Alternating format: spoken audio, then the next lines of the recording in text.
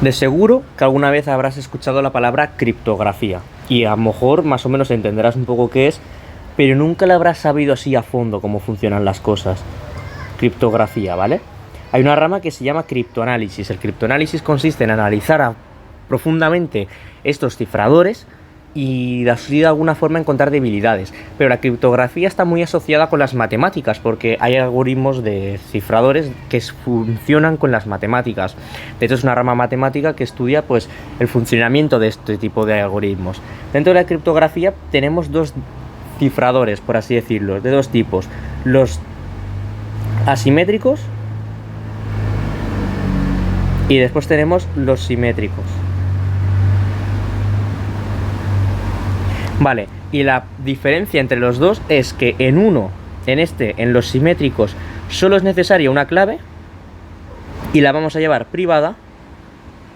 Y en los asimétricos, vale, aquí pone asimétricos, aunque no lo parezca, tenemos una clave privada,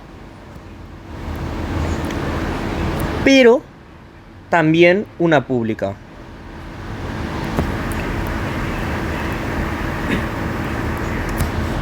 ¿Vale?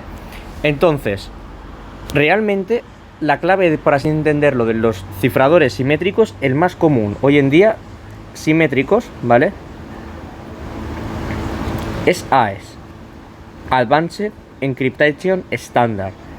Y asimétricos es RSA. la costumbre de las matemáticas es escribir los reales. RSA, ¿vale?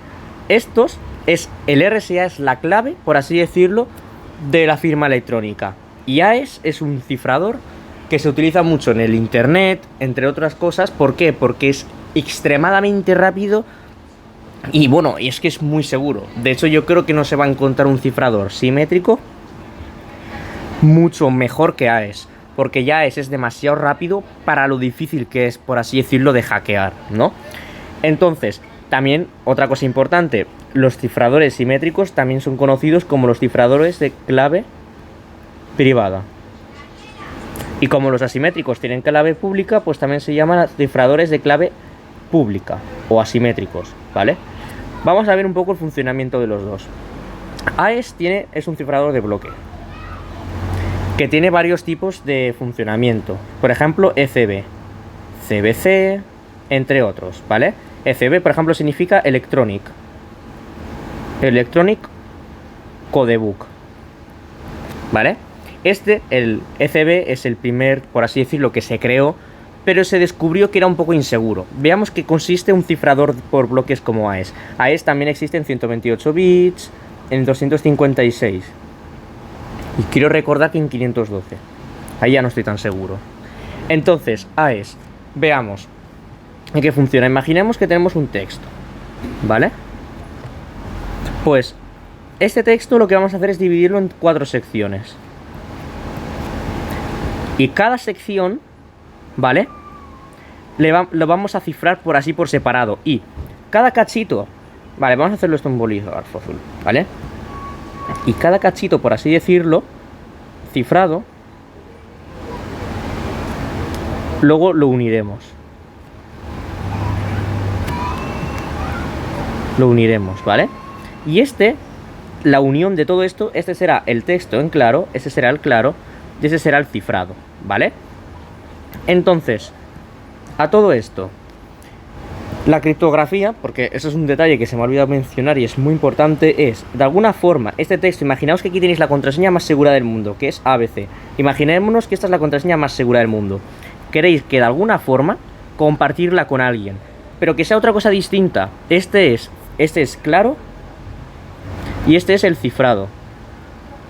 Si queréis que aquí ponga, yo qué sé, QWS. ¿Tiene alguna relación ABC con QWS? A pesar de que, bueno, los dos son letras, no tiene nada que ver. Es decir, de alguna forma no puedes derivar que luego Q sea A, entre otras cosas, ¿vale? Ni siquiera por orden alfabético, que bueno, ya veremos porque César, ¿vale? Es del primer cifrador asimétrico, por así decirlo, que se creó, ¿vale?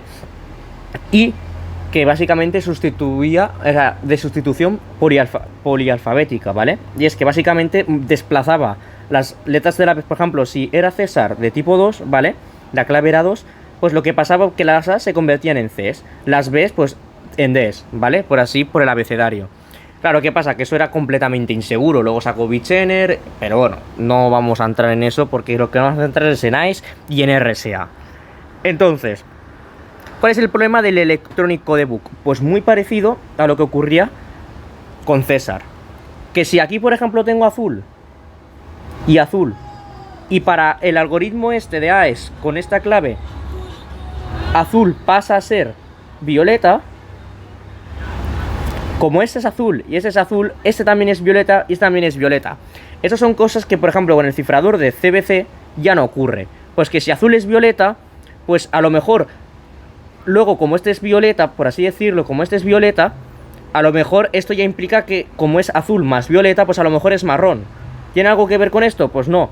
Y si a lo mejor en vez de azul y aquí fuera violeta, si en vez de violeta fuera celeste, aquí en vez de marrón, pues sería, pues, bueno, o podría ser incluso marrón, ¿vale? No hace falta, es decir, esto es más complicado de lo que parece para explicarlo sin colores, ¿no? Pero ya me entendéis, que el problema del Electronic Codebook es que algo que es igual, los convierte en igual. Entonces, eso puede ser un problema. Imaginaos que yo tengo aquí una imagen, ¿vale? De aquí tengo una casita y un paisaje bien bonito con un cielo, ¿vale? Aquí tenemos un sol, ¿vale? ¿Qué pasa? Que si yo cojo y uso Electronic Codebook y todo el techo, el cielo, es de color negro, por ejemplo, pues ¿qué va a pasar en la imagen que yo cifre? Pues que el cielo, por así decirlo, va a ser pero de otro color. Claro, ¿qué pasa? Que la imagen va a ser igual, en el fondo, solo de colores distintos, y eso sí que es un problema. La imagen va a ser igual pero de colores distintos. ¿Qué pasa? Que si yo uso CBC, lo que va a pasar es que va a aparecer un mapa de bits cada uno de un color que no va a tener nada que ver con la imagen. Esto es si yo uso CBC, y esto es lo que utilizaría, o es lo que pasaría si utilizaría Electronic Codebook, ECB, ¿vale?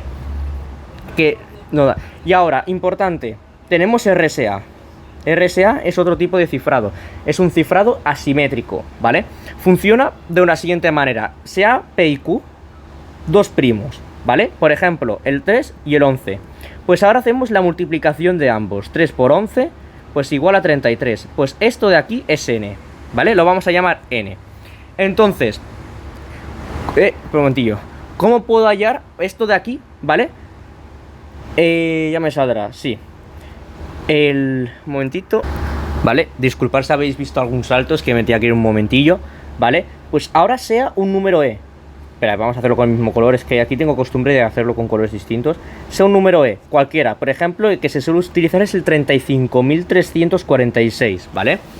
Entonces, ahora la clave es lo siguiente. Esto es tan maravilloso que, vamos, es impresionante.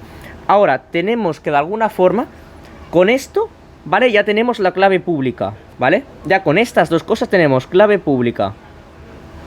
¿Y qué es la clave pública? La composición de n y e. Y ahora, ¿cuál es la clave privada? Pues será d y n. Y ahora diréis, ¿qué es d?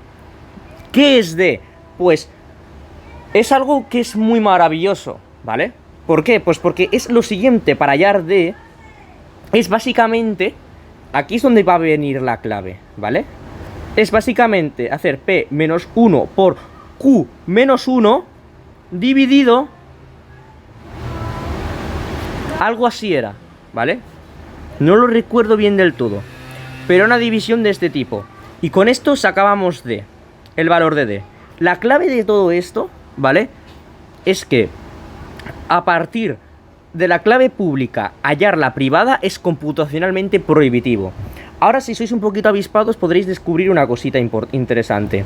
Y es que, claro, si yo tengo n, solo me basta como n es la multiplicación de p y q, dos números primos, simplemente con encontrar p y q me basta para sacar la clave privada. Por supuesto que sí. Pero veamos a ver, realmente sacar los dos primos a partir de n es computacionalmente prohibitivo. Evidentemente en este caso es muy sencillo, pero estamos hablando de cuando estamos en RSA, a lo mejor hay 300 dígitos. Entonces sacar de aquí P y Q es computacionalmente prohibitivo. Si el día de mañana se consigue sacar un algoritmo que consiga factorizar a partir de un número grande, se consigan sacar sus dos primos multiplicantes, RSA estará completamente destruido.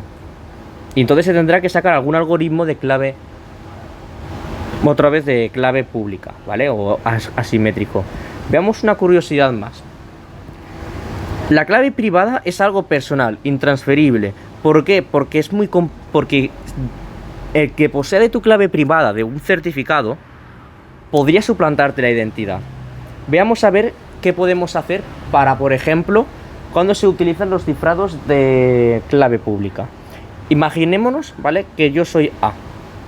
Esto se me hace gracia porque siempre es con Bob y Alice, ¿vale? Pero vamos a hablarlo como persona A y persona B. Persona A le quiere mandar un mensaje a persona B, como por ejemplo este fichero en claro, pero que evidentemente no quiere, o sea, tiene que de alguna forma ocultarlo. ¿Por qué? Pues porque no es tan bonito mandar esto aquí, porque cuando yo mando esto por aquí, puede haber aquí un tío, un man in the middle, así, súper contentito, sacándote la información. Pues eso es lo que queremos evitar, ¿vale? Entonces, ¿qué hace básicamente persona A para mandar a persona B un mensaje, ¿vale? Completamente seguro. Bueno, aparte de comprobar de que no hay un man in the middle y ese tipo de cosas, ¿vale? Lo que haría la persona A es cifrar el texto, ¿vale? Con la clave pública de persona B. Es decir, A coge el fichero que quiere enviar, ¿vale? Y lo cifra con la clave pública, pero de B. Y cuando B lo recibe, como él posee su clave privada, pues básicamente lo que hace persona B es descifrarlo con su clave privada, de tal manera que da el original. Porque una cosa importante de RSA es que si yo cojo A, o sea, imaginaos un texto que se llama un texto T, ¿vale? Y yo lo cifro, ¿vale? Y hago un cifrado de T. Si yo hago ahora el descifrado, bueno, es que esto vamos a llamarlo E, que es el encrypt. Un descifrado del encriptado de T, esto me da T. Esto es una propiedad fundamental de todos los cifradores. De hecho, no tendría mucho sentido, no podría recuperar el texto original, ¿vale?